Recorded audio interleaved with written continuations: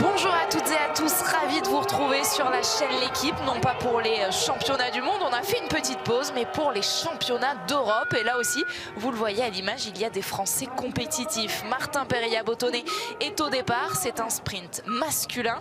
Alexis, vous êtes toujours avec moi, bien reposé depuis les championnats du monde. On se remet tout de suite dans le bain. Et oui, on se remet dans le bain, c'était intense pour nous, c'était très chouette. Et puis on revient pour ces championnats d'Europe. Alors on va vous expliquer comment ça se passe exactement. Ça dépend des nations, il y a certaines nations qui jouent vraiment ces championnats d'Europe avec leur équipe A. C'est le cas souvent des équipes de l'Est, les Bulgares, les Ukrainiens et d'autres nations.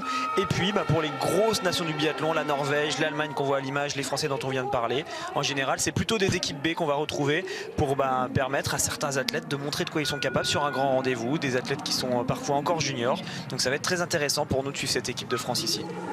L'équipe de France qui est composée du côté des hommes sur ce sprint de 3 biathlètes. Martin Périllat-Bottonnet, donc on l'a vu avec le dossard 4. Émilien Claude aura lui le dossard 27. Et enfin Sébastien Mahon portera le dossard 73. Vous l'aurez sans doute remarqué, ça part un petit peu plus vite que sur la grande Coupe du Monde entre guillemets. Un départ toutes les 20 secondes. Mais sinon rien ne change. 10 km à parcourir et 2 passages sur le pas de tir avec un couché et un debout. Et une piste qu'on est en train de découvrir, Alexis. Et oui, c'est aussi pour ça qu'on part vite. C'est une piste qui est particulière ici. Il n'y avait pas du tout de neige sur ce site des championnats d'Europe. Et puis finalement, l'organisation a réussi à amener de la neige pour pouvoir faire la piste normale. Donc vous le voyez à l'image, quand on a des gros plans, on voit vraiment que les athlètes skient sur de la neige, pas de problème. Par contre, dès qu'on va voir les bords, vous allez voir, c'est sans neige. Et donc on a vraiment une neige qui a été rapportée, donc une neige qui va évoluer très vite, qui va pas mal brasser. Et pour les derniers dossards, ça va être plus compliqué d'évoluer sur cette neige qui va casser dans tous les sens. C'est pour ça qu'on essaye de réduire les temps de départ pour qu'il y ait moins de temps entre tout le monde et que la piste ait moins le temps d'évoluer. Alors qu'on suit ce dossard 8, c'est le Norvégien Alexander Andersen qui avait fait un podium à Souchen. C'était lors des courses de pré-saison, vous vous en souvenez sûrement. On se retrouve sur ce site norvégien. Le Russe à l'image, Streltsov. Alexis, est-ce qu'il faut s'attendre à voir justement de la domination de la part des nations de l'Est qui jouent gros, ou quand même les Norvégiens, les Français, les Allemands restent les plus compétitifs? 3 nations vraiment au niveau des pays de l'Est à suivre, la Russie, la Bulgarie, même la Biélorussie, donc ça en fait 4, et les Ukrainiens qui sont quand même ici pour jouer quelque chose. Ça leur tient à cœur ces championnats d'Europe. Pour eux, c'est une médaille qui compte vraiment, qui est importante. Et puis après, 3 autres nations qu'on a l'habitude de suivre, les Allemands, les Norvégiens et les Français qui sont là aussi. Il y a une belle équipe de Suisse, on verra ça plus tard. Donc ça va être intéressant, il va quand même y avoir un niveau assez relevé, et c'est bien pour les Français qui participent à cette compétition. Pour Martin qui est là aujourd'hui, l'important c'est vraiment de faire ses preuves. Il est aux portes de l'équipe de France A. Lui, son objectif, ça va être pourquoi pas d'intégrer d'ici la fin de la saison le groupe d'entraînement A, et donc il va falloir qu'il montre qu'il est capable de faire de belles choses sur ces championnats d'Europe. Donc on va avoir à cœur de bien suivre ses résultats. Il avait été performant sur les dernières Coupes d'Europe, donc on espère que ça va continuer.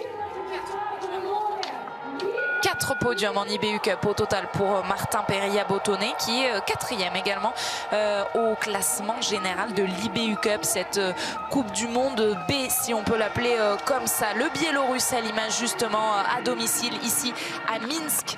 Viktor Kryuko prend le départ avec le dossard 14, et vous l'aurez remarqué derrière lui, c'est une combinaison américaine avec Travis Cooper. Il y a quand même des noms que l'on retrouve assez régulièrement sur le circuit de la Coupe du Monde. Comme d'habitude sur ces championnats d'Europe, on retrouve des nations qui viennent du monde entier finalement. Alors ça s'appelle championnat d'Europe parce qu'il fallait y donner un nom, mais c'est plus des championnats du monde B, on pourrait presque appeler ça comme ça, avec bien des nations. Alors si vraiment un Américain devait gagner, ce serait pas lui qui aurait le titre forcément, mais par contre il y aurait quand même normalement un podium avec lui dessus. Et regardez, on le voit, ce goudron qui est sur le bord de la piste. C'est un site d'entraînement qui est utilisé toute l'année, le site sur lequel on est, avec une piste de ski à roulettes qui est sous la neige. Donc c'est pour ça qu'on voit comme ça du goudron ressortir un petit peu partout sur le stade. Alors qu'on voit qu'à ce premier intermédiaire, Martin Périllat-Bottonnet est dans des temps intéressants, à 2 secondes d'Andersen, le Norvégien, et dans les temps justement de ce dossard numéro 10 du Russe que l'on a à l'image. On va voir ce que ça donne sur les premiers intermédiaires. Martin Périllat-Bottonnet est bien bien parti. Il est dans les temps des tout meilleurs d'Andersen qui pour l'instant passe au premier kilomètre le plus vite. On va la découvrir un petit peu cette piste et puis bah voilà, comme souvent ici il y a du monde dans la tribune. C'est un site qui est quand même toujours très fréquenté par les spectateurs, et tant mieux pour les championnats d'Europe qui sont déroulés finalement au dernier moment ici. C'était pas prévu qu'ils soient sur ce site de Minsk, ces championnats d'Europe. On a changé à cause de la neige à Otepa et finalement on se retrouve là et on voit que le public a déjà répondu présent.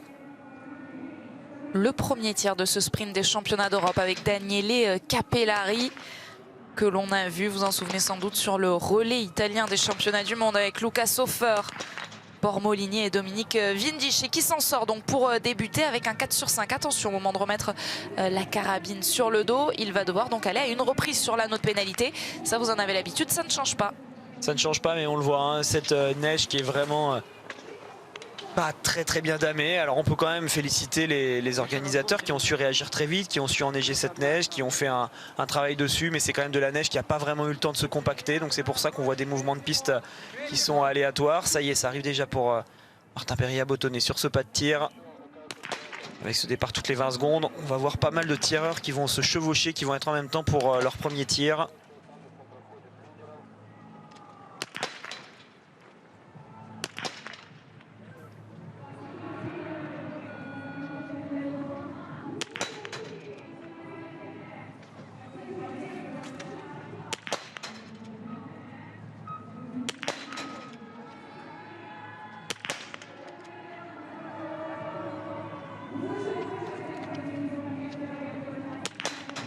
La quatrième est donc dehors pour Martin Périllat-Bottonnet. Un anneau de pénalité à parcourir. Attention Alexis, parce qu'il y a plutôt des bons tirs depuis le début. Ouais, on le sait, il faut de toute façon sur les championnats toujours aller chercher des 9 ou des 10 sur 10. Et forcément, avec un tour d'entrée, ça vous fait douter. Il faut se remettre dedans pour le tir debout. Martin le sait, maintenant il ne pourra pas aller chercher mieux qu'un 9 sur 10. Donc il va devoir faire avec ça. Il va voir l'Allemand repartir devant lui. On va voir dans combien de secondes Martin va pouvoir ressortir s'il arrive à avoir l'Allemand en point de mire. Mais ça prend quand même du temps d'aller faire cette anneau de pénalité. 20-25 secondes comme d'habitude de perdu lorsqu'on rate une balle. Et oui, aujourd'hui il va y avoir du niveau sur cette compétition.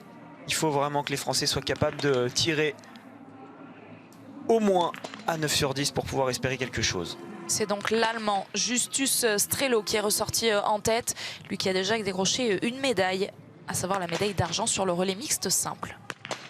Andersen, lui aussi, fait partie de ces athlètes qu'on va surveiller. C'est un des athlètes qui est aux portes de l'équipe A en Norvège, qui commence à se montrer de temps en temps et qui pourrait très vite venir faire partie de ce groupe sur la Coupe du Monde. En tout cas pour l'instant il prend un bon départ et c'est lui qui normalement va ressortir en tête. Martin Périllat-Bottonnet après un seul tir se retrouve à 39 secondes.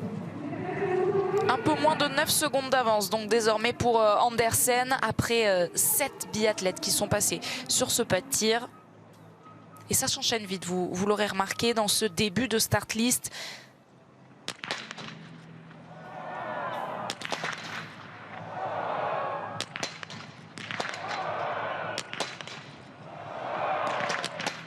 Et ça va être très serré avec de bons tireurs dès le début de cette liste de départ.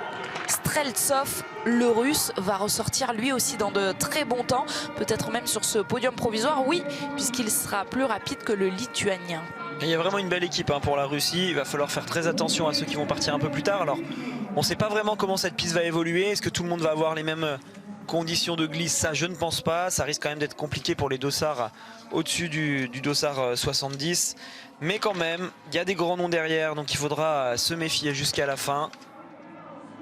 Et on est loin de l'avoir terminé, ce sprint, même si pour l'instant, on voit que le niveau est quand même élevé. Les meilleurs sont là. Dommage pour l'équipe de France avec Martin qui allait faire ce tour de pénalité d'entrée.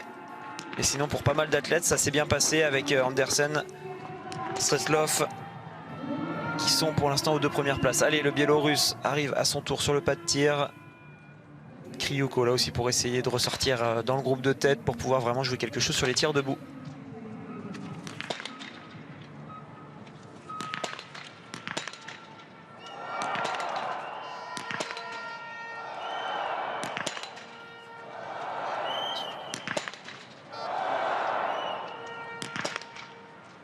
Et elle est dehors malheureusement. Il y a des 5 sur 5, beaucoup oui, mais il y a ces petites erreurs de la part donc de ce biathlète, de Martin Peria-Botone, de Daniele Capellari aussi. On a vu ce 4 sur 5. Attention à lui, Anton Smolski avec son dossard 33.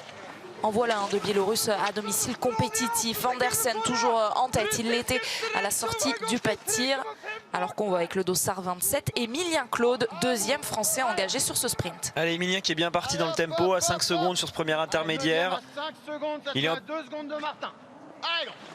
Alors, on écoute les informations qui sont données par Baptiste, il me semble, Baptiste Détieux, le frère de Simon, qui est entraîneur de ce groupe B. Et l'important pour Emilien, c'est de se mettre dans le tempo, de réussir à partir suffisamment rapidement pour espérer quelque chose. Après, il est jeune hein, par rapport à certains athlètes là qu'on voit devant. Donc il faut quand même qu'il soit prudent, qu'il ne parte pas trop vite pour éviter de se cramer et de le payer en fin de course. Il va falloir gérer, c'est ça l'objectif pour lui, c'est de prendre des repères avec des athlètes qui courent déjà régulièrement en Coupe du Monde. Lui qui est encore junior, il va apprendre petit à petit. Il est surtout là pour découvrir ce circuit, pour se former pour la suite, plus que pour aller chercher une médaille. S'il arrivait à en avoir une, ce serait vraiment super, mais c'est pas ça qu'on lui demande pour l'instant.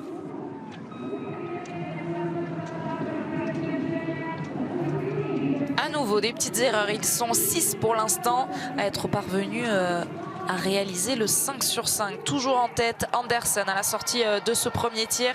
Pour l'instant, personne ne vient le bousculer. Peut-être cet homme avec son dossard 38, Andrei Rastorgouyev, qui était justement en tôle sur les championnats du monde, mais qui est un habitué de ces championnats d'Europe sur lequel il a l'habitude de performer, de s'imposer. Donc, et Matvei Eliseev, vous parliez justement, Alexis, des équipes russes, d'une équipe russe très compétitive. En voici un symbole.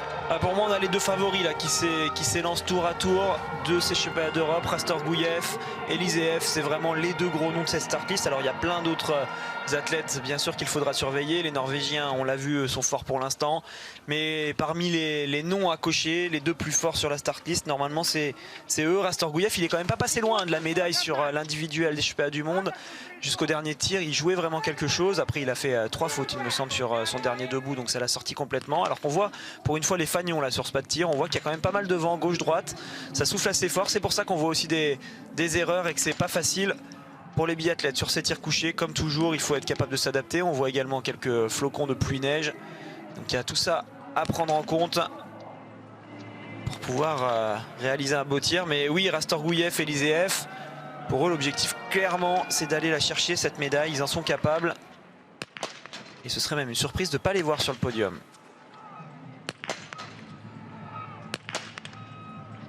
On aurait pu se méfier à nouveau de ce Norvégien. On continuera quand même à le regarder avec un 9 sur 10. Mais malheureusement, cette dernière balle qui est dehors, va le forcer à aller sur cet anneau de pénalité et à perdre une vingtaine de secondes. Stromschein à l'image, lui aussi.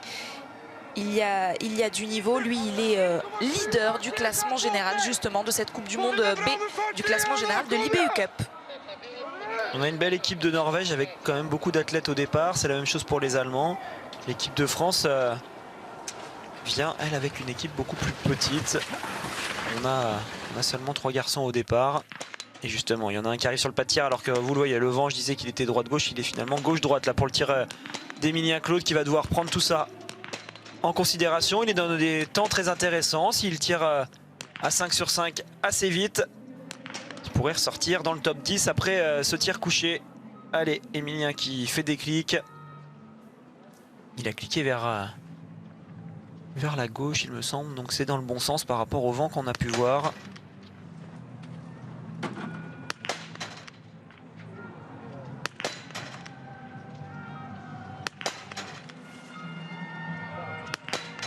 Et ça commence bien pour Emilien Claude. Voilà, Alexis, vous disiez un 5 sur 5 pour ressortir dans les tout meilleurs temps. Et bien, c'est ce qu'il va faire à 5-6 secondes. Ouais, c'est peut-être super. Même un peu plus, mais voilà, 8 secondes 2 et il est pour l'instant sur ce podium provisoire. Ouais, il ressort même mieux que ce que je pensais. Je le voyais bien ressortir dans le top 10. Finalement, il est même 3e à 8 secondes d'Andersen qui pour l'instant fait le gros début de course, mais c'est bien. Emilien qui est bien rentré dans ce sprint. Allez, là aussi on a un client avec l'Allemand. Il y aura une erreur, du coup il va reculer. Regardez le vent, hein, on le voit bien dans les cheveux de l'athlète, même si ses cheveux sont assez courts, il bouge quand même pas mal, ça montre la force du vent. Et il y aura une erreur, tout est encore possible. On en a vu beaucoup des 4 sur 5 sur ce premier tir. Alors qu'avec ce dossard 49, là aussi il y a du gros niveau. Vladimir Iliev, l'ancien vice-champion du monde de l'individuel. Il était allé décrocher l'argent à Östersund il y a un an. Mais depuis, il a été effacé des tablettes, le nouveau champion du monde de l'individuel. Avec Martin Fourcade, on l'a vécu tous ensemble à Antols il y a quelques jours à peine. On suit le Lituanien qui passe à l'intermédiaire avec un 5 sur 5 et beaucoup d'avance. Alors où est-il avec son dossard 7? Oui, il est quand même un petit peu derrière.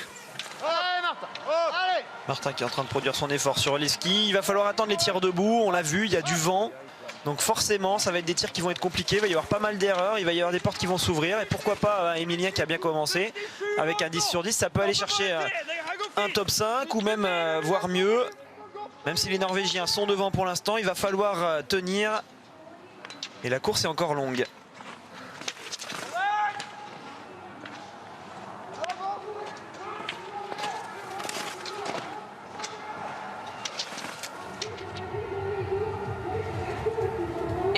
Claude, d'ailleurs, Alexis, vous l'avez sans doute vécu juste avant cette course qui a terminé au pied de ce podium sur le super sprint, le nouveau format qu'on vous a fait découvrir tout à l'heure un petit peu plus tôt dans l'après-midi. Si vous avez manqué cette course, eh bien bon, je viens un peu de tromper le suspense en vous donnant le résultat de Martin, mais c'est vraiment une curiosité. Vous pourrez revivre ces courses-là à partir de demain matin dans la station L'Équipe qui ouvrira demain à partir de 7h55 avec France Pierron et au programme donc du biathlon mais également du ski freestyle, les championnats du monde de bobsleigh et de skeleton et puis la Vasalopette, cette course longue distance de ski de fond à suivre également demain donc à partir de 8h dans la station L'Équipe.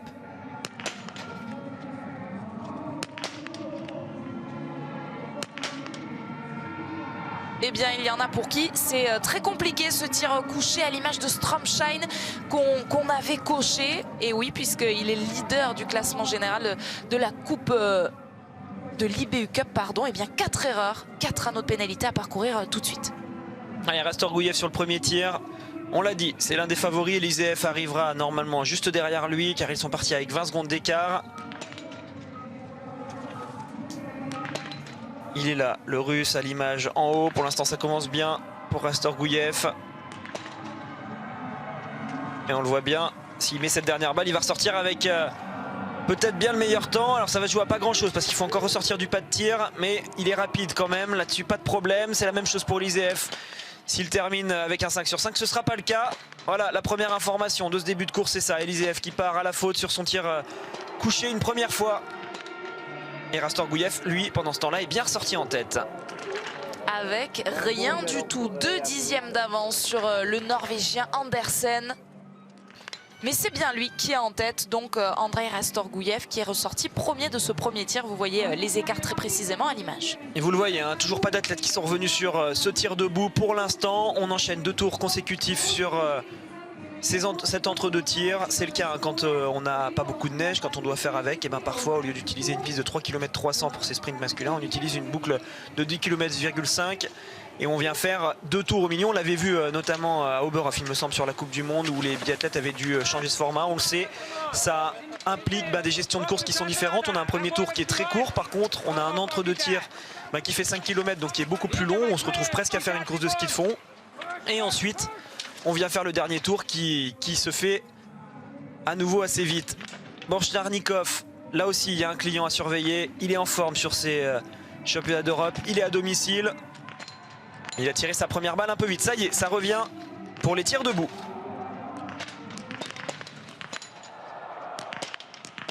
Et il y a d'ailleurs un Français qui est actuellement en train de faire son tir debout. On va essayer de vous faire suivre ça en mode radio. Il est à la cible 17. Il s'agit de Martin Pereya-Botonnet.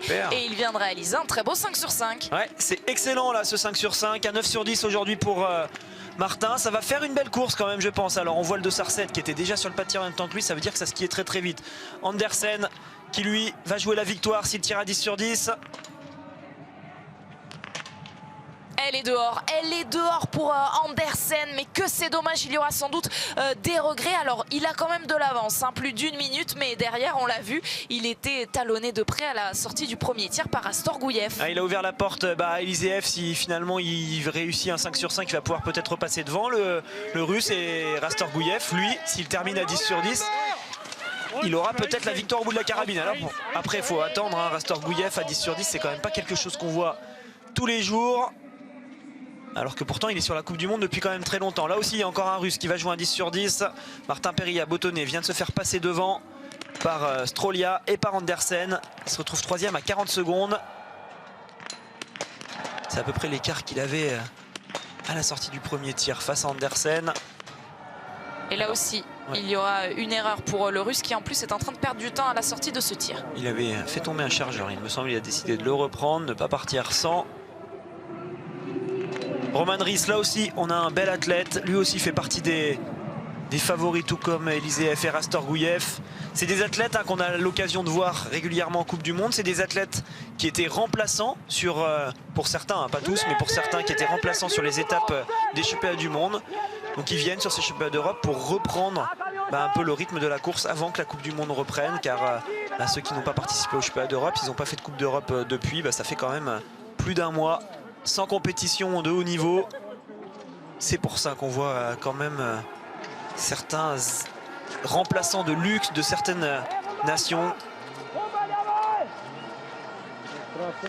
Et justement, transition parfaite Alexis, puisque vous parlez de ce retour de la Coupe du Monde. Je me permets de vous donner le rendez-vous le 5 mars à un horaire un petit peu particulier.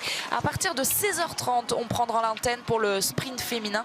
On sera à Nové Miesto, notez bien le rendez-vous. Donc le 5 mars prochain, c'est jeudi, tout simplement. Sprint, relais, mass start. Voici le programme de ce qui nous attend pour cette étape en République tchèque. Les Norvégiens à l'image avec Fjellheim qui est en train de skier. Ça repart pour la Russie sur le pas de tir. Il va vraiment y en avoir de partout, et toujours ce vent qui est là, donc on le comprend bien. Les tirs debout sont loin d'être simples. Il va y avoir pas mal d'erreurs. Finalement, Martin Perillat-Botonnet avec son 9 sur 10 s'en sort assez bien. Alors il me semble qu'il est en train de perdre un peu de temps, Martin, dans le dernier tour. Malheureusement, il passe à l'intermédiaire 8,4, toujours derrière Strolia. On attend le passage d'Andersen qui pour l'instant fait la course en tête à la sortie du tir debout et qui devrait passer justement en tête. Ça y est, il vient de passer Andersen. Il a 3 secondes d'avance désormais sur Strolia. Strolia qui skie vite, hein, sur ces championnats d'Europe. Le Lituanien, il pourrait pourquoi pas terminer devant le Norvégien si celui-ci faiblit dans le dernier kilomètre. Il est là justement, Andersen à l'image avec son dossard numéro 8.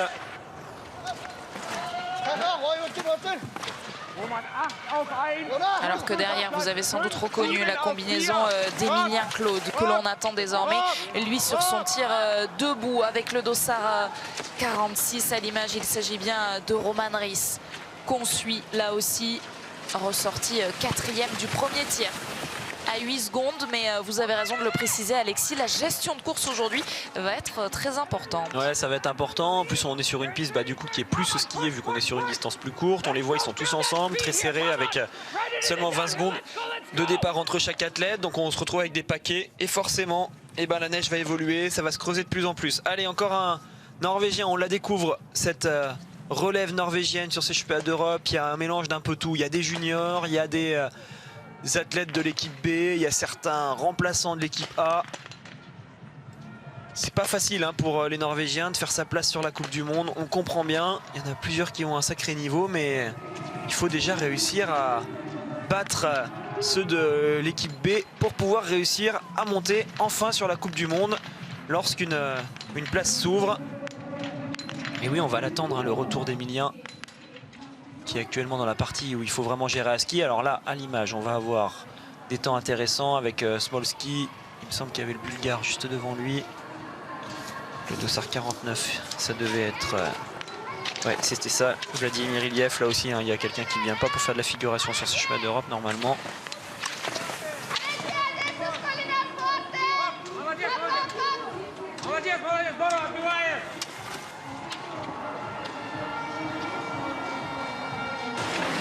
Et on suit justement ce tour d'Anton Smolski, lui qui avait terminé en tête des qualifications du super sprint. Vous le savez, hein, ce super sprint qu'on a vécu ensemble tout à l'heure et que vous pourrez revivre demain matin dans la station L'équipe en 2 parties. D'abord des qualifications, puis ensuite un sprint final. Martin Perriat-Bottonnet qui va aller en direction de l'arrivée. On n'aura pas son temps, mais nous on va vous le donner. Enfin, on n'aura pas son temps à l'image, mais on aura bien son temps. Le Norvégien Dossard 23 vient jouer quelque chose sur son tir debout. Et logiquement, Martin Perriat-Bottonnet vient de passer la ligne d'arrivée en tête. Mais on attend bien sûr le passage de Strolia et d'Andersen qui sont pour l'instant devant lui.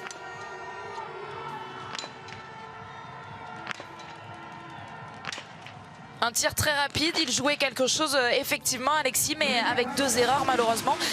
Il passe à côté alors que Strolia arrive avec beaucoup d'avance. Un 9 sur 10, tout comme Martin Perriat-Bottonnet. Et pourtant, 45 secondes plus rapide que le Français. Et Andersen va-t-il lui passer devant? Il lui reste moins de 2 secondes. Ça va jouer à rien du tout, moins d'1 seconde.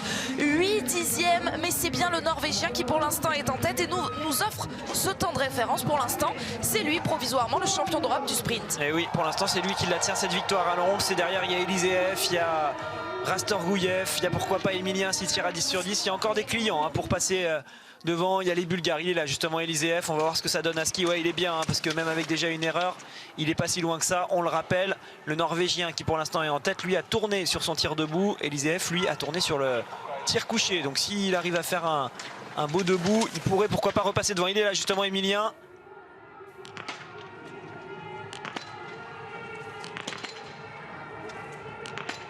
Et il y aura une erreur pour Emilien Claude, un anneau de pénalité à parcourir. Ah c'est dommage cette faute, il va faire une belle course quand même Emilien, bravo avec ce 9 sur 10.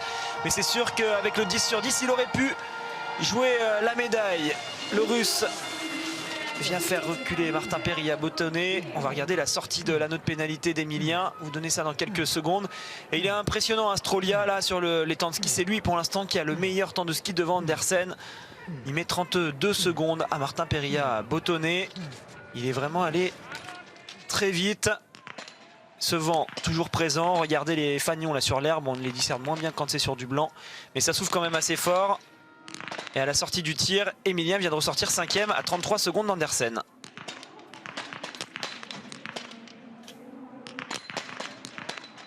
Et c'est un autre Norvégien que l'on suit avec le dossard 68, Petersen. Vous le voyez, il a de l'avance lui aussi. Il pourrait ressortir dans de bons temps, à condition qu'il fasse un 5 sur 5. Eh bien, il va même sortir en tête, Sindre Petersen, le Norvégien. Allez, le tir de Krasimir Anev pour aller chercher le 10 sur 10.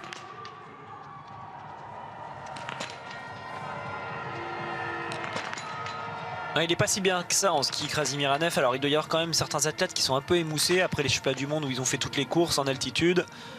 Il n'y a pas eu beaucoup de repos avant ces championnats d'Europe. Et il y a bien sûr de la fatigue physique. Ouais, attention, il est tombé. Mais il y a aussi de la lassitude pardon, au niveau mental avec des athlètes qui sont moins frais. Avec l'enchaînement de toutes ces courses, c'est pas toujours facile de se mobiliser. Smolski lui aussi va repartir une nouvelle fois à la faute et Andersen pour l'instant qui fait un sacré coup, ça tient devant. Et il va profiter une nouvelle fois donc à l'image de Smolski des erreurs de ses adversaires. Il aurait pu faire mieux. Allez, Roman Ries lui peut aller chercher le 10 sur 10. Ça ne doit pas être facile sur la piste là, on voit qu'il n'y a pas beaucoup de place, la piste n'est pas large et regardez les athlètes qui veulent doubler sont gênés, il y a pas de quoi faire vraiment sa trace. On est vraiment dans le trafic, en train de doubler en permanence. Ça doit quand même pas être évident pour gérer son effort correctement. Il faut aussi se rendre compte que sur ces championnats d'Europe, il y a de grosses différences de niveau entre certains athlètes qui ont le niveau de la Coupe du Monde et de jouer des podiums sur la Coupe du Monde et d'autres qui sont encore juniors. Rastorgouyev, lui, va jouer la victoire sur ce tir.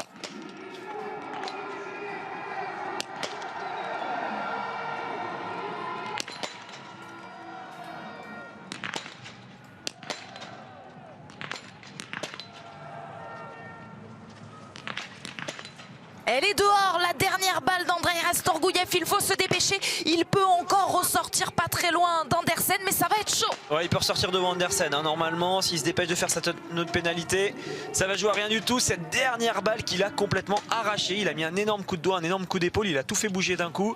Donc forcément, la balle ne pouvait pas être dedans. C'est souvent ce qu'on voit, hein, chez Rastorgouyev, quand il joue vraiment un gros résultat, quand il joue vraiment quelque chose, et ben, il a tendance à perdre une balle comme ça, très loin. C'est ça aussi l'enjeu, c'est de tenir la pression. Par contre, lui, il a réussi. Eliseev, attention, ils vont ressortir quasiment ensemble finalement. Le Rastorgouyev qui vient de ressortir et le Russe Eliseev. Qu'est-ce que ça donne pour Rastorgouyev? Il est ressorti en tête avec 13 secondes d'avance sur Andersen. On va voir. Finalement, c'est Eliseev qui va ressortir avec 9 secondes d'avance. Je vous l'avais dit, s'il ne tournait pas sur le debout, il pourrait repasser en tête. C'est fait. Juste derrière lui, on voit le dossard 73 de Sébastien Mahon. Perdre une balle comme ça, très loin.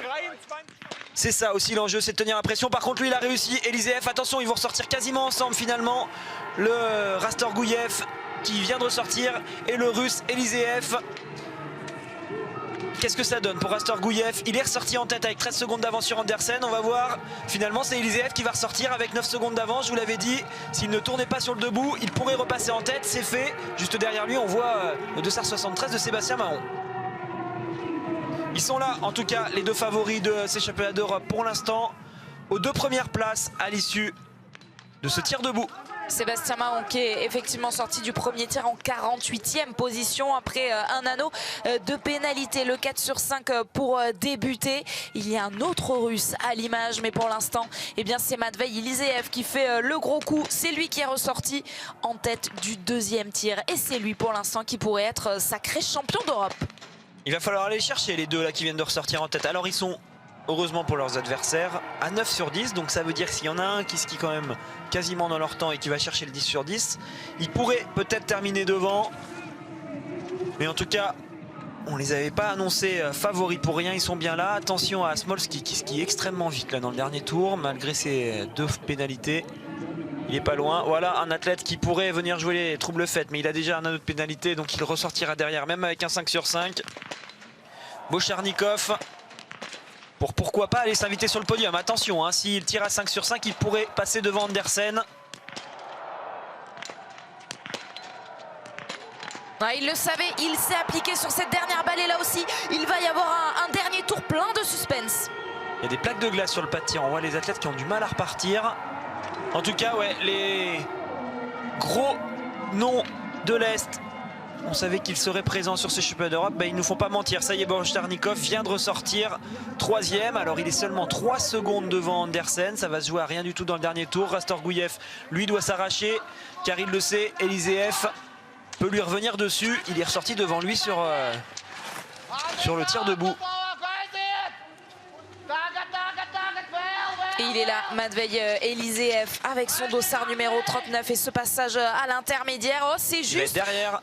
Regardez ce passage, le 8.4 et il est juste derrière, il est en train de perdre du temps. Ah, il a perdu même beaucoup, hein, car il avait 7 secondes d'avance sur Rastorgouyev à la sortie du tir. Désormais, il n'y a plus qu'une seconde, 2. Rastorgouyev est en train de skier extrêmement vite dans le dernier tour. Il reprend du temps à tout le monde. Varabey, lui, va aller 2 fois sur l'anneau de pénalité. Ça fera beaucoup d'erreurs d'entrée.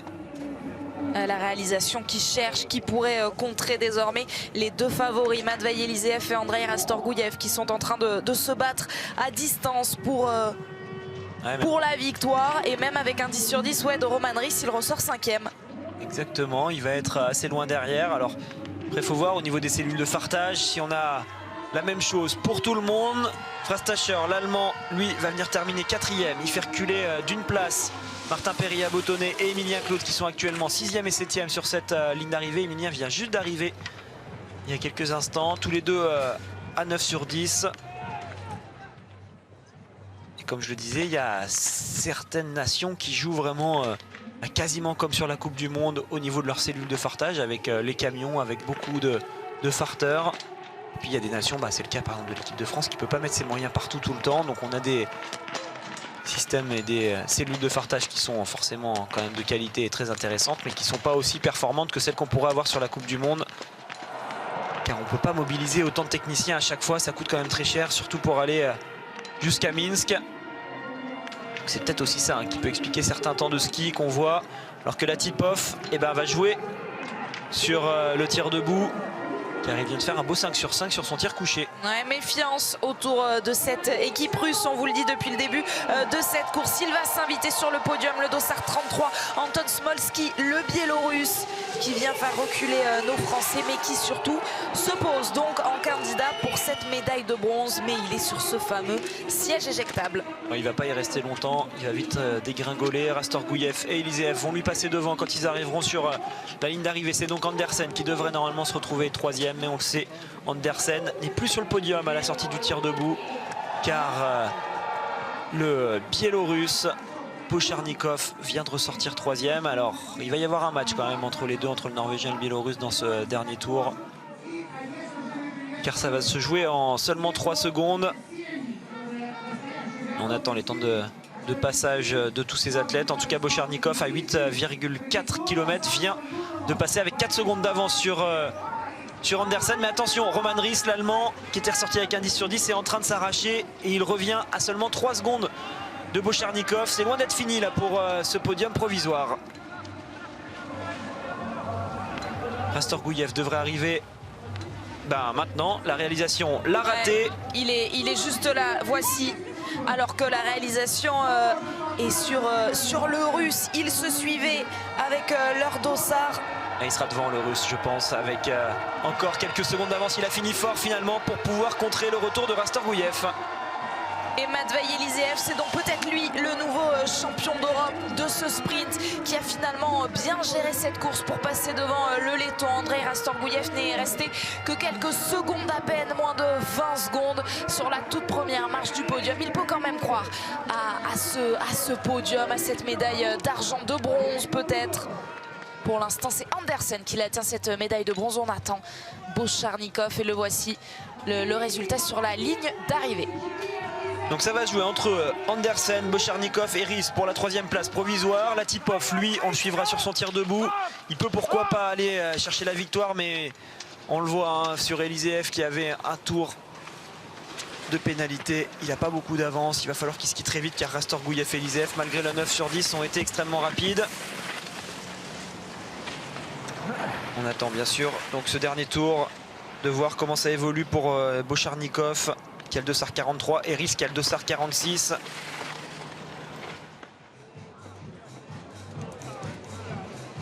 Il devrait arriver dans peu de temps sur cette ligne d'arrivée justement.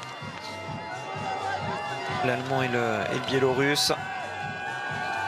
Ensuite, il y a quand même des noms intéressants à surveiller derrière. Il y aura par exemple un Semenov Sergei qui a le dossard 102, donc il va rester quand même des gens à surveiller sur la fin de start list. Il est là, il me semble, Bocharnikov. Ouais, c'est lui, avec le dossard 43, Sergei Bocharnikov, le Biélorusse, qui s'est déjà imposé sur le super sprint. Cette fois, ce ne sera pas pour la médaille d'or, allez, peut-être pour la médaille de bronze, passer devant Andersen. Non, ça va être juste, ça va être très très juste. Eh bien oui, ce sera derrière pour Bocharnikov.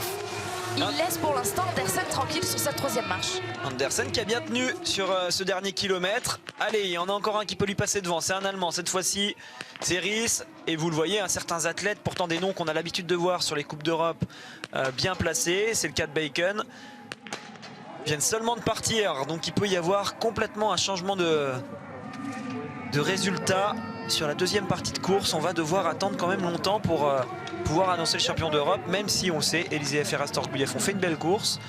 Leur seul point faible aujourd'hui finalement, c'est d'avoir tiré à 9 sur 10, donc ça laisse l'espoir d'un athlète avec un 10 sur 10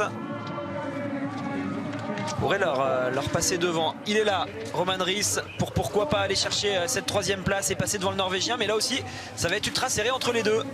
Il va même être derrière. Ouais, ça va être juste, trop juste, effectivement. Moins de 2 secondes pour aller chercher cette ligne rouge d'arrivée. Et ce sera insuffisant pour Roman Ries, qui va même se trouver derrière Sergei Bocharnikov sur cette 6e place provisoire. Alors que lui, pourtant, a fait un 10 sur 10. Et c'est Strolien qui est passé entre les mailles de nos filets. Strolia qui pour l'instant est toujours 4e. Il fait une sacrée course, le Lituanien. Là, c'est surprenant de le voir sur cette position. Andersen, pour l'instant, tient sur ce podium. Et il y a quand même 2 athlètes coup sur coup qu'on voyait bien devant lui, qui sont finalement avec 3-4 secondes de retard. Ça veut dire qu'Andersen a fait un excellent dernier kilomètre, un beau dernier tour. Donc il va falloir que Latipov, s'il veut jouer le podium, soit parfait. Il est là, le Russe, on va le retrouver dans quelques instants sur le pas de tir. Et si Latipov veut vraiment jouer quelque chose, il va falloir qu'il aille chercher un sacré score sur le pas de tir. Attention, Petersen lui aussi pourrait ressortir devant. Il est peut-être là, l'athlète à 10 sur 10 qui pourrait aller sur le podium. Porchnev en même temps.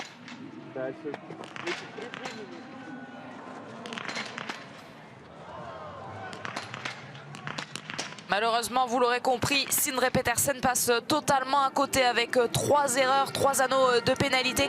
Ce sera trop également pour Porchnev, un tour seulement. Mais là aussi, ça va sans doute coûter très cher pour aller chercher aujourd'hui une médaille. Ouais, il ne faut pas faire d'erreur, hein. De toute façon, pour passer devant Rastorgouyev.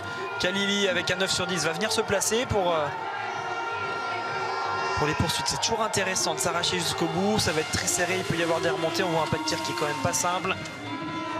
Donc ça fait une belle course, pas de médaille aujourd'hui, mais il reste placé. Ça s'est bien éclairci en tout cas là pour ce podium avec 2 athlètes qui se sont ratés, Petersen et Porchnev qui avaient la possibilité, pourquoi pas, de jouer le top 5. Yalotno là aussi un client, mais on le voit, il a quand même du retard à ski là sur ce deuxième tir, alors ce deuxième tour pardon, il n'a pas encore effectué justement le deuxième tir. Et c'est vraiment Latipov qu'on va surveiller lorsqu'il arrivera sur le pas de tir. Pour l'instant, si vous nous rejoignez seulement maintenant, c'est donc Matvei Eliseev qui est en passe de devenir le nouveau champion d'Europe du sprint. En tout cas, pour l'instant, c'est lui qui est le premier sur cette ligne d'arrivée. 4 secondes d'avance sur Rastorgouyev. Andersen, le Norvégien, est toujours sur ce podium. Un classement très important puisque, évidemment, nous vous ferons vivre les poursuites de ces championnats d'Europe. Ce sera demain à partir de 17 h. Ce sera intéressant, évidemment, aussi pour nos Français. Martin Péria-Bottonnet est 13e provisoire. Emilien Claude juste derrière, 14e. Ils sont à un peu plus d'1 minute 10. Ouais, 1 minute 11 et 1 minute 13 pour les 2 Français. Martin devant Emilien. C'est intéressant, c'est une position qui va vraiment leur permettre d'avoir de beaux espoirs pour remonter dans le top 5 ou même sur le podium de ces championnats d'Europe. Alors il faudra aller chercher un 19 sur 20 ou un 20 sur 20, ça c'est sûr. Mais ils seront au contact quand même d'athlètes qui sont rapides. Ils vont partir par exemple juste derrière Iliev. C'est bien pour eux pour continuer leur apprentissage au plus haut niveau en biathlon. Un temps de ski intéressant pour Martin Péria-Bottonnet aujourd'hui, 43 secondes d'Eliseev. Alors on sait qu'il est capable d'aller un peu plus vite que ça, le Français.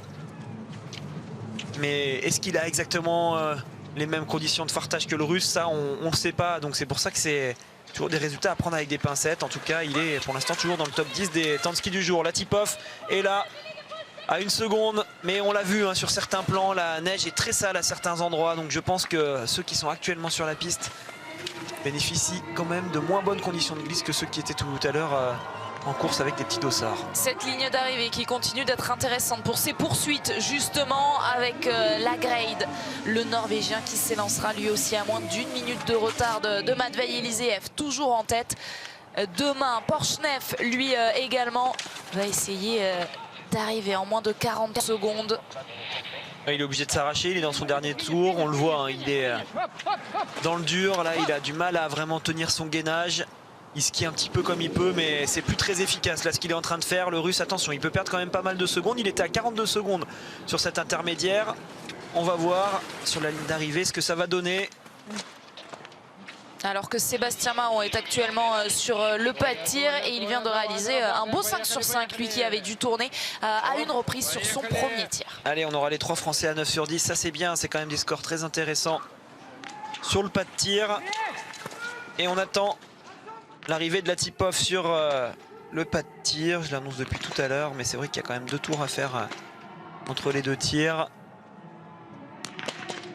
Cette dernière balle est bien dehors pour Tom Shin qui avait un doute, mais qui va bien devoir faire 300 mètres supplémentaires sur cet anneau de pénalité. Latipov, il a le dossard 87, c'est le 77 qui vient de tirer, donc ça nous laisse quand même encore un peu de temps, mais on le sait, les départs aujourd'hui c'est toutes les 20 secondes et non pas toutes les 30 secondes comme ce qui se fait d'habitude sur la Coupe du Monde. Le vent toujours là. Au moment où Yalotno rentre sur le pas de tir. Alors Yalotno, il peut jouer une place intéressante pour se placer pour la poursuite, mais ça me paraît quand même compliqué pour le podium. On voit qu'il a quand même déjà pas mal de retard à ski. Même avec un 10 sur 10 aujourd'hui, il ne pourra pas jouer sur ces 3 premières places, je ne pense pas.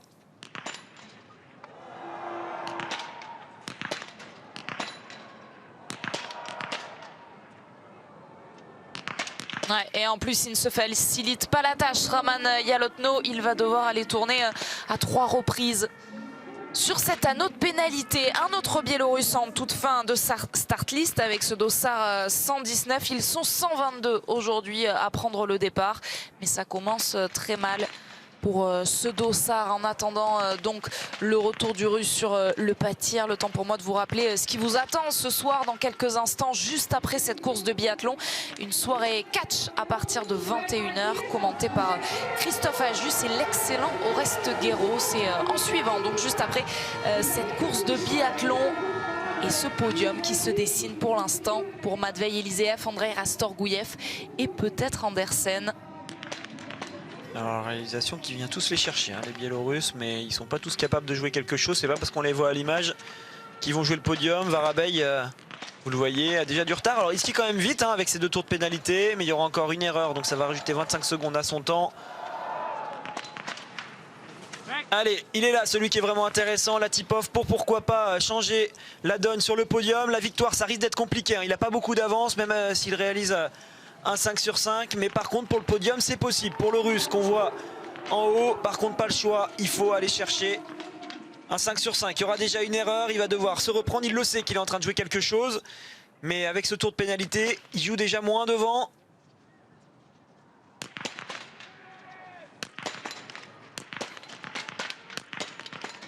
Ouais, il y aura 2 fautes, là ça va commencer à faire beaucoup.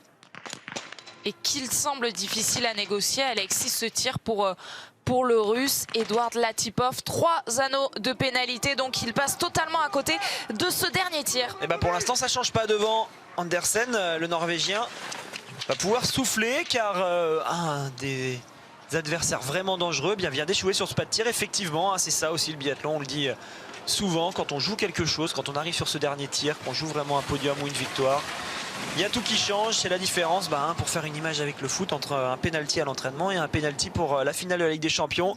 Quand il y a vraiment de la pression, même si c'est un geste qu'on sait bien faire, même si c'est des tirs qu'on maîtrise d'habitude, dès qu'il y a l'enjeu du résultat, ça change les choses. Il y a le stress, il y a les émotions à contrôler, à évacuer, et Latipov n'a pas réussi à le faire. Il va ressortir avec pas mal de retard du coup de ce deuxième tir. Il ne sera plus du tout en mesure de jouer quoi que ce soit pour ni la course du jour ni la poursuite de demain, je pense. Thierry Chenal à l'image qui sera sous la minute 30. Il y en a des Italiens également sur cette course. Thierry Chenal qui termine donc juste derrière Martin Pereira-Botone et Emilien Claude, toujours 17e et 18e provisoire. C'est donc pour l'instant Matvei Eliseev qui devrait s'élancer le premier sur la poursuite avec 4 secondes d'avance sur Andrei Rastorgouyev. Poursuite que l'on vous fera vivre demain à partir de 17 h. Et la saison dernière, déjà sur ces championnats d'Europe, il ne s'était pas élancé premier mais 11e et il était remonté sur le podium, Matvei Eliseev, le Russe, pour aller chercher la médaille d'argent sur la poursuite. Alors on va vous donner quelques noms à surveiller sur cette fin de start list qui vont revenir pour le tir debout. Il y a Bacon, le Norvégien, qui a réalisé un 5 sur 5, qui pour l'instant pourrait pourquoi pas jouer le top 10. Ensuite on aura Semenov, qu'on vient de voir à l'image, l'Ukrainien. Montello, l'Italien, lui aussi a réalisé un beau 5 sur 5. Et Rittmüller, l'Allemand, qu'on connaît de nom. Pareil, avec un 5 sur 5. Mais on le voit, hein, les conditions de glisse ont l'air quand même bien moins bonnes là sur les athlètes qui sont actuellement à l'image, car on voit des temps de passage qui sont bons au début et puis tout d'un coup qui chutent. Donc ça montre bien que la piste est en train d'évoluer. Alors on a des endroits où la neige va être sale, ça fait ralentir les skis dans les parties de glisse, et puis dans les montées on a une neige qui va brasser de plus en plus avec des skis qui vont s'enfoncer, et c'est évidemment pas du tout facile pour pousser les skis. On perd du temps un peu à tous les niveaux finalement quand on se retrouve avec un gros dossard. Alors on le rappelle, hein, les championnats d'Europe n'étaient pas prévus ici. Au dernier moment il a fallu changer de site, donc Minsk a dû s'adapter. Il n'y avait pas du tout de neige sur ce stade. L'organisation a fait très fort. En seulement 2 jours ils ont réussi à faire une boucle avec suffisamment de neige pour pouvoir faire 2,5 km. Ils ont amené des camions et tout ça. Hein.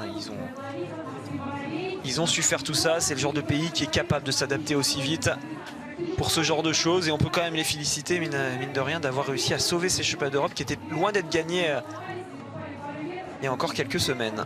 Le dernier Français engagé vient de passer la ligne d'arrivée. Sébastien Mahon est désormais 38e provisoire à moins de 2 minutes de la tête. Toujours tenu par Matvei Eliseev. Martin Péria-Botton est premier Français, 17e. Emilien Claude est deuxième Français. Avec cette 18e place provisoire, on va évidemment vivre également le sprint femme dans quelques instants. Et il y a là aussi beaucoup d'espoir pour cette équipe de France, notamment avec Chloé Chevalier et Caroline Colombo que l'on va retrouver sur cette liste de départ. Alors, il me semble que Bacon est en train de tirer pour la Norvège sur le pas de tir à la cible numéro 17. Montello devrait arriver dans pas longtemps. Là, il est là le Norvégien. Là, il y a quelque chose à jouer pour pourquoi pas le top 10. Avec son gros dossard, ça va être compliqué de jouer le podium. Dommage, il y aura une erreur. Mais par contre, il peut se placer pour la poursuite. Ce sera pas mal, hein, une fois qu'il aura terminé son anneau de pénalité, il lui restera plus qu'un tour à faire. Il pourrait ressortir, pourquoi pas, pour jouer face aux Français qui sont actuellement 17e et 18e sur la ligne d'arrivée. Ouais, c'est dommage pour Bacon qui aurait pu espérer mieux, mais qui va donc aller tourner sur cet anneau. Le Tchèque à l'image, on en a vu également beaucoup des biathlètes tchèques. Là aussi, ils alignent leur équipe B. Tout comme les grosses nations, les Suédois, les Norvégiens ou encore l'équipe de France. L'équipe de France, c'est même des juniors hein, qu'on a au départ. Alors pour Martin Péria-Botton, là il est plus junior. Par contre pour les deux autres, c'est vraiment de l'apprentissage, prendre des points de repère sur ce genre de format particulier. Mais finalement, on voit qu'ils se débrouillent tous bien sur cette course. Et on espère que Martin pourra demain remonter quelques places grâce à un bon tir. Il partira seulement 2 secondes devant Emilien qui est toujours juste derrière lui. Sinapov vient de leur passer devant. Il se retrouve 18e et 19e. Semenov pour jouer le 10 sur 10. Là aussi, vous le voyez avec des temps intéressants. Pourquoi pas jouer le top 5 s'il réussit à tirer à 10 sur 10. Mais il suffit qu'on le dise à chaque fois pour que cette première balle soit ratée.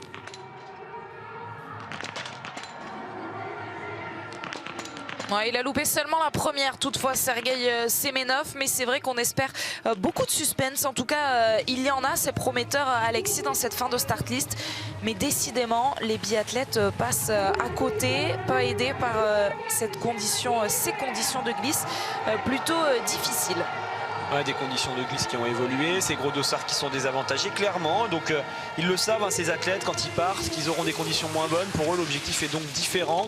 On va pas forcément jouer la médaille sur le premier jour, on va pas forcément chercher le gros résultat d'un coup. Par contre on le sait, si on fait une course correcte, on se place et on repart avec un bien meilleur dossard sur la poursuite. Il est là, l'Allemand Rittmüller qui va jouer quelque chose sur son tir debout. Là aussi l'enjeu c'est d'essayer d'aller se placer pour pouvoir vraiment espérer quelque chose sur la poursuite.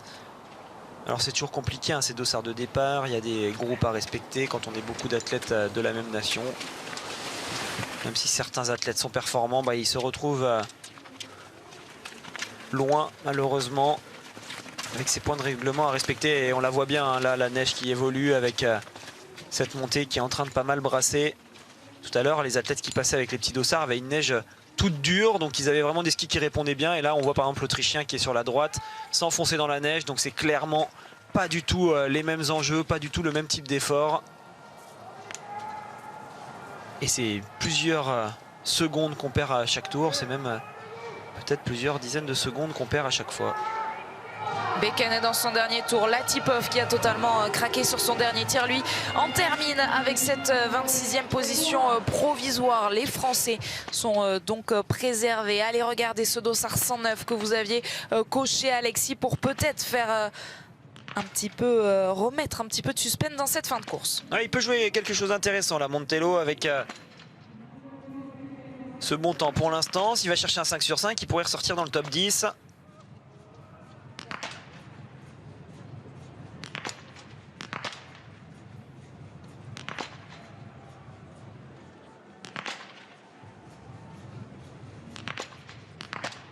Et toujours pas, décidément, la dernière en plus est dehors alors qu'il avait pris le temps d'essayer de la mettre. Giuseppe Montello, 3 tours de pénalité.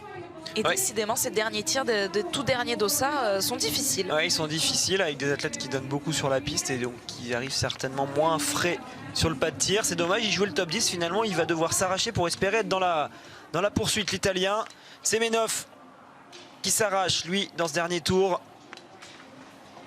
Pourquoi pas essayer de rester dans le top 15, mais on le voit bien. Ça a l'air d'être assez compliqué pour lui. On va regarder à combien il était sorti. Semenov, il était ressorti 17e à 56 secondes.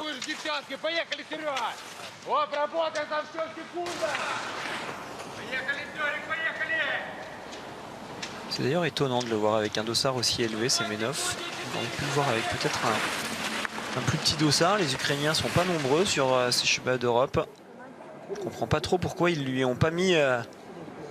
Pourquoi ils l'ont pas mis dans un groupe devant, dans le premier groupe ou dans le deuxième groupe.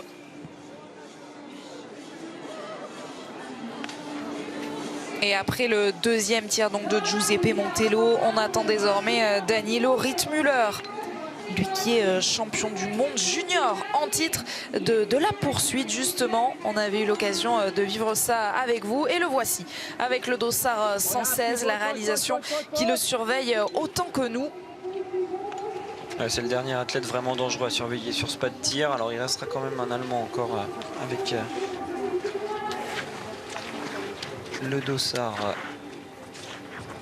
105. Non, Holland, lui, il est dans le dernier tour. Donc il est en train de jouer, pourquoi pas, le top 20. Rittmüller, ouais, sera vraiment le dernier athlète dangereux face à ses cibles en tir debout.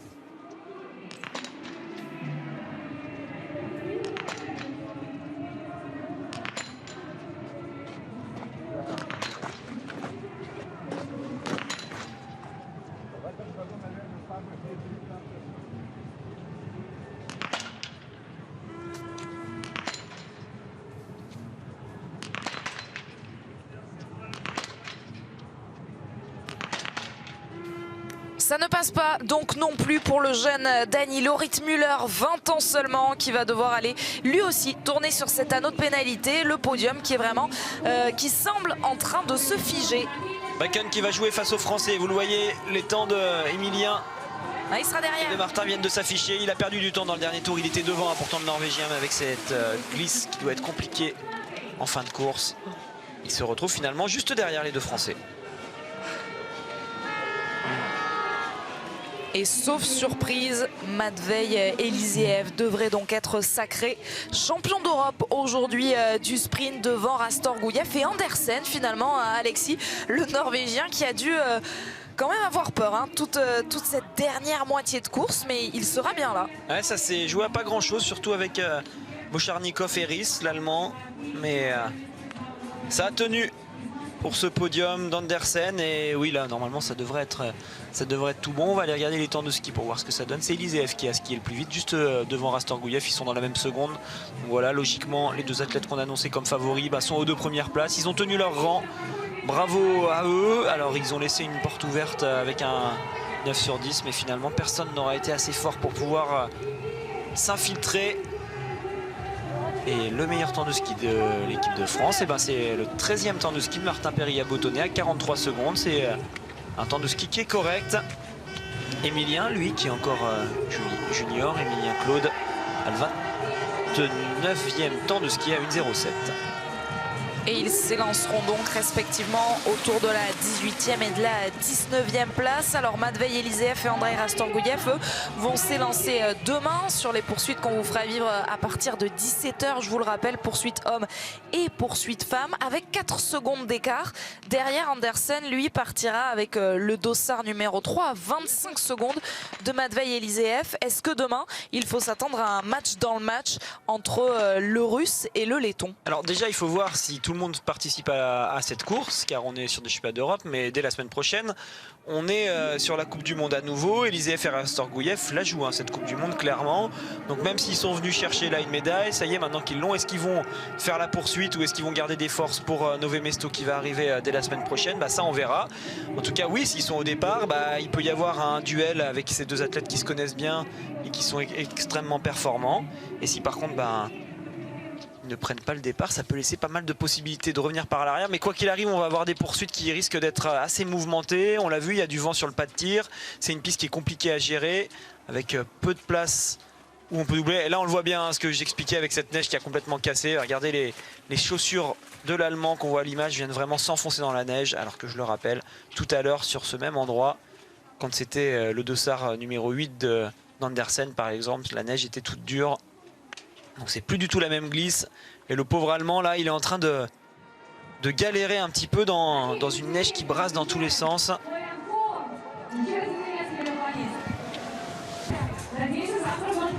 L'arrivée de Danilo Rittmüller, lui aussi, donc laissera tranquille nos Français autour de cette 20e place. Alexis, il sera au-delà, mais il participera bien à cette poursuite, puisque demain, comme sur la Coupe du Monde, c'est bien les 60 premiers de ce sprint qui prendront part à cette course, la poursuite. Et oui, on va avoir des belles poursuites. Les Français sont bien placés, 18e et 19e aujourd'hui. On l'avait expliqué au début de la course. Alors, hormis pour Martin Périllat-Bottonnet qui, lui, pouvait espérer une médaille. Pour les autres, le but, c'était l'apprentissage. Et Emilien Claude s'est très très bien débrouillé avec cette 19e place. Un 9 sur 10. Les 3 Français sont à 9 sur 10. Ça va être intéressant. Ils partent pour Martin Périllat-Bottonnet à 1 minute 11. Pour Emilien Claude à 1 minute 13. Il y a largement la possibilité avec un 19 sur 20 ou un 20 sur 20 de remonter dans les 5 meilleurs, voire même sur le podium. Ça va être chouette ces poursuites ici.